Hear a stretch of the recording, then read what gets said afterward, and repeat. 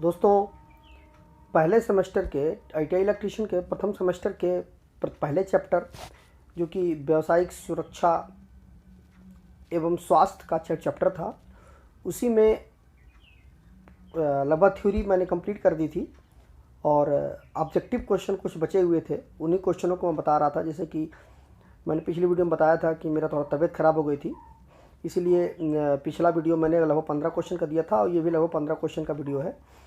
तो इसके बाद सेकंड चैप्टर पे चलेंगे।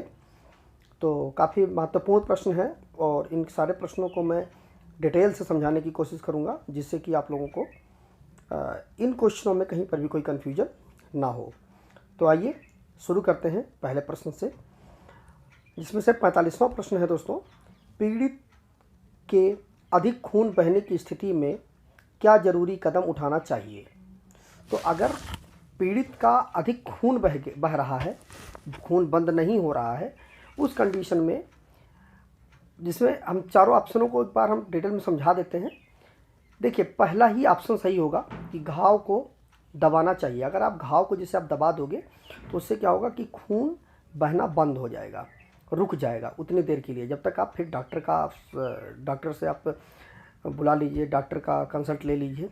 तो आप जब घाव को दबाओगे उससे खून तत्काल के लिए तो आप बंद ही कर लोगे। पीड़ित से सीधे संपर्क से बचना चाहिए। अगर आप सीधे संपर्क से बचेंगे तो निश्चित बात है आप खून को बहता हुआ रोक नहीं पाएंगे। और मतलब बाकी ऑप्शन भी सही नहीं है, केवल और केवल हमारा ऑप्शन ए सही है। अगला प्रश्न है, भीगे हुए शरीर का प्रतिरोध होता है? तो भीगा हुआ अगर शरीर है दोस्तों, तो उसका प्रतिरोध निश्चित बात है, क्योंकि पानी शरीर में होता है। बाहर से अगर आप भीगे हुए हैं तो जो शरीर का जो रेजिस्टेंस होगा वो कम हो जाएगा। शून्य तो होगा नहीं, ज़्यादा भी, मतलब जब आप सूखे रहेंगे तब ज़्यादा रहेगा रेजिस्टेंस, अनंत होगा नहीं। इसलिए हमारा ऑप्शन जो होगा वो सी होगा, कम हो जाएगा। अगला प्रश्न है, प्राथमिक उपचार बॉक्स में घाव भरने की कौन सी ट्यूब रखी जाती है? तो घाव भरने के लिए दोस्तों बिटाडीन रखी जाती है। बोरोलिन एक मॉइस्चर क्रीम है ये। पेंसिलिन ये भी नहीं है, केवल हमारा ऑप्शन बी सही है, बिटाडीन। अगला प्रश्न है, विद्युत सप्लाई के तार से चिपके व्यक्ति को दूर करते हैं।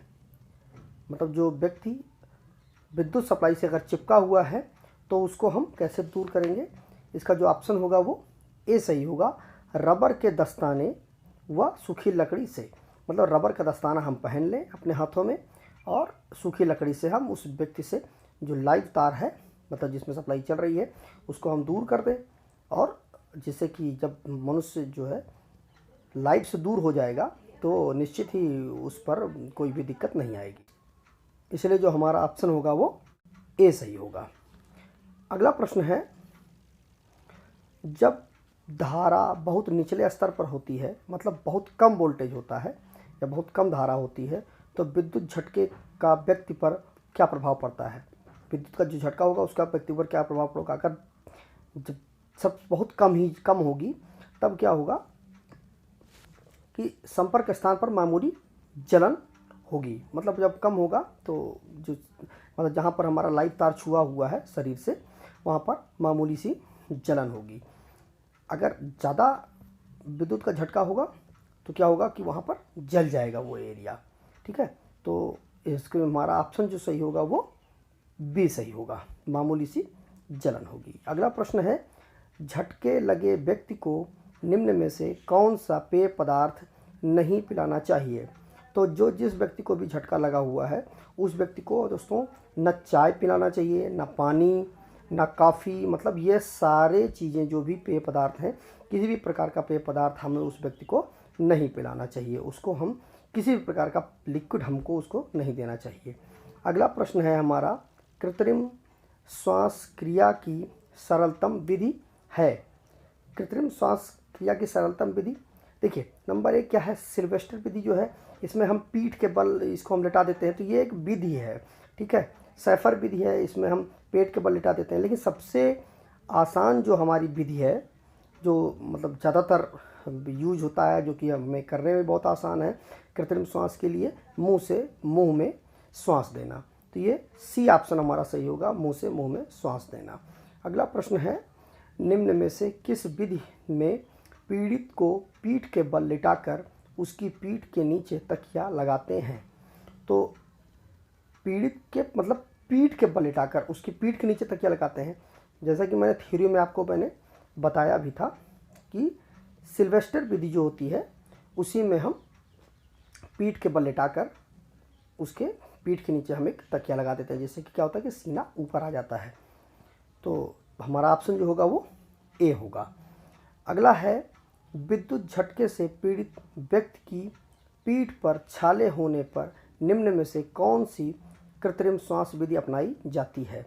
तो अगर पीठ पर उसके अगर छाले हैं तो निश्चित बात है हम उसको पेट के बल लिटाएंगे।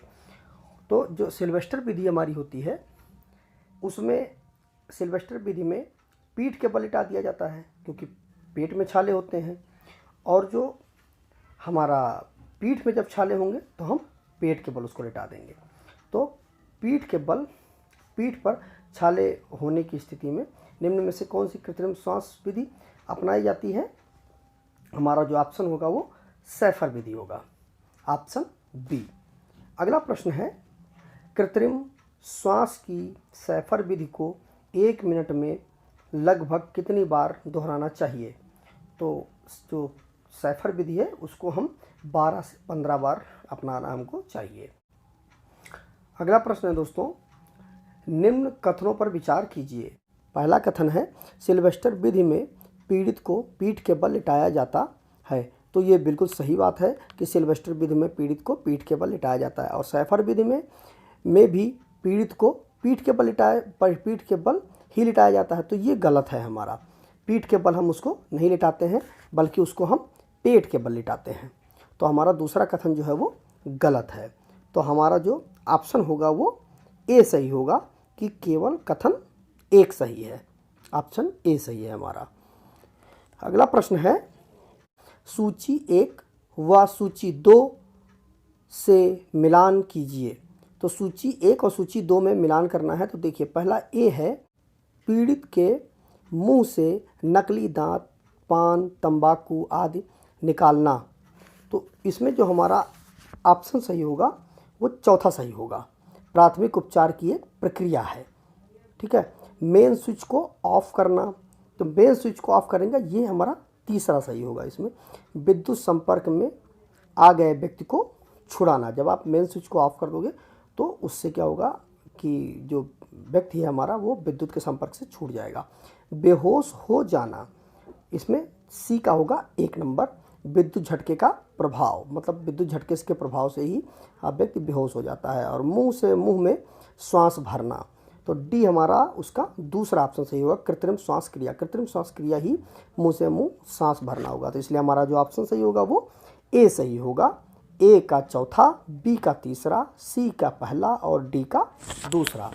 अगला प्रश्न है, यदि किसी महिला कारीगर को मुंह से मुंह में श्वास देना हो तो उपयुक्त विधि, मतलब महिला है इसलिए थोड़ा उसको अनकंफर्टेबल होगा, उसको हमको मुंह से मुंह में सांस देना, इसलिए हमें रबर का वाल्व का हम प्रयोग करके, रबर का वाल्व जैसा कि आप स्क्रीन पर देख भी रहे हो इस तरह से होता है, आप मुंह पर लगा करके आप मुंह से मुंह में श्वास दे सकते हो अगर महिला कारीगर है तो। अगला प्रश्न है, यदि एक मरीज मुंह से मुंह श्वसन प्रक्रिया पर सही प्रतिक्रिया ना करे तो प्राथमिक उपचारक को करना चाहिए। ए सही होगा, तुरंत चिकित्सा सहायता ढूंढनी चाहिए।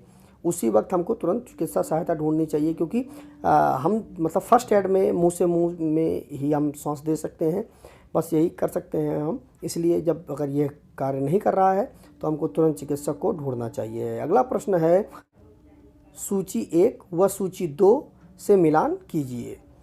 सूची, इसमें देखिए पहला है ए ऑप्शन है हमारा, ए का चौथा सही होगा, मतलब हेयर नेट, मतलब सिर की सुरक्षा के लिए हेयर नेट का हम उपयोग करेंगे। बी के लिए हमारा तीसरा सही होगा, श्रवण की सुरक्षा, उसके लिए हमारा मफ, मतलब ईयर मफ या ईयर प्लग, इसका हम उपयोग कर सकते हैं। पैरों की सुरक्षा, उसके लिए हमारा दूसरा ऑप्शन सही होगा, सेफ्टी शू आदि का हम उपयोग कर सकते हैं पैरों की सुरक्षा के लिए। और श्वसन की सुरक्षा के लिए हम गैस रेस्पिरेटर का हम उपयोग कर सकते हैं। इसलिए जो हमारा ऑप्शन सही होगा वो बी सही होगा। मतलब ए का चौथा, बी का तीसरा, सी का दूसरा और डी का पहला। अगला प्रश्न है दोस्तों लास्ट, आपातकालीन प्रतिक्रिया का प्रकार नहीं है। हमारा ऑप्शन जो इसका सही होगा वो कारीगर विफलता। मतलब आग पकड़ना ये प्रतिक्रिया का प्रकार है, आपातकालीन प्रतिक्रिया का ये प्रकार है। मतलब आग पकड़ना, शक्ति विफलता, प्रणाली विफलता, ये तीनों हैं। इसलिए कारीगर विफलता ये आपातकालीन प्रक्रिया का प्रकार नहीं है दोस्तों। तो इसलिए हमारा ऑप्शन डी सही होगा। तो दोस्तों ये रहे 15 प्रश्न। मुझे पूरी उम्मीद है कि ये प्रश्न आपको निश्चित ही पसंद आए होंगे। अगर दोस्तों वीडियो पसंद आया हो तो वीडियो को लाइक करिएगा, शेयर करिएगा अपने दोस्तों के साथ और उनको भी बताइएगा कि इस चैनल पर बेहतरीन वीडियो अब लगभग रोज़ अपलोड होती है। और थ्योरी भी मैं पूरी की पूरी कवर करने की पूरी कोशिश कर रहा हूँ। और उससे संबंधित जो ऑब्जेक्टिव प्रश्न होंगे और जो भी वन लाइनर प्रश्न होंगे उन सभी को मैं प्रश्न को कवर करने की कोशिश करूँगा। तो बने रहिए वीडियो के साथ। और दोस्तों अगर वीडियो अच्छा लगा हो तो चैनल को सब्सक्राइब करके बेल आइकन को ज़रूर प्रेस कर दीजिएगा।